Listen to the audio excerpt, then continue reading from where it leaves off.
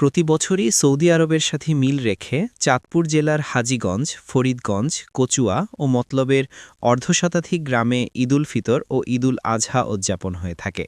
তবে এবছর ঘটল ব্যতিক্রম।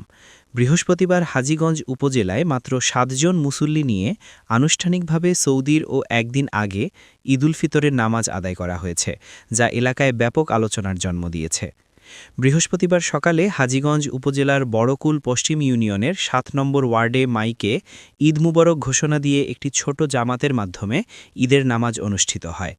স্থানীয়ভাবে পরিচিত সাদরা দরবার শরীফের মরহুম পীর মাওলানা ইসহাক রহ এর ছেলে মাওলানা আবু বক্কর সিদ্দিকের অনুসারীরা এই নামাজে অংশ নেন।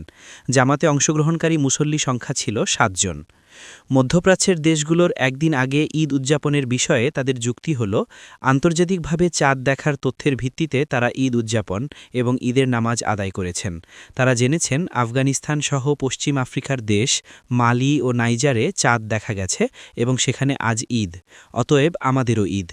তাদের বিধি হচ্ছে পৃথিবীর যে প্রান্তেই যেদিন চাঁদ ওঠার খবর মিলবে, একই আকাশে চাঁদ উদিত হবে, তারপর দিন ঈদ। তাই তারা আজ ঈদ উদযাপনের এই সিদ্ধান্ত নিয়েছেন। জানা গেছে আফগানিস্তান, মালি ও নাইজারের সঙ্গে মিল রেখে প্রথমবারের মতো চাঁদপুরে তারা আজ আগাম ঈদ উদযাপন করলেন। এ বিষয়ে হাজীগঞ্জ উপজেলা নির্বাহী কর্মকর্তা ইবনে আর জাহেদ ঈদের জামাত অনুষ্ঠিত হওয়ার কথা নিশ্চিত করেছেন।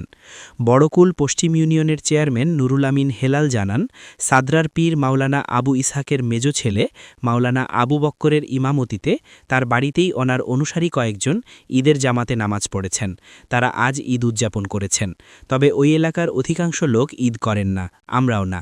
তিনি বলেন, এখন বড় হুজুরের মাওলানা ইসহাকের মেজ ছেলে আর তাদের ধর্মীয় অবস্থানের মতামতকে সামনে নিয়ে আসলে কেউ বাড়াবাড়িও করতে যায় না। ওনাদের পরিবার তথা ৭ ভাইদের মধ্যেই অমিল রয়েছে বলে তিনি জানান। যেমন হুজুরের প্রয়াত বড় ছেলে এবং অন্যান্য ছেলের অনুসারীরা সৌদির সাথে মিল রেখে শুক্রবার ঈদ উদযাপন করবে।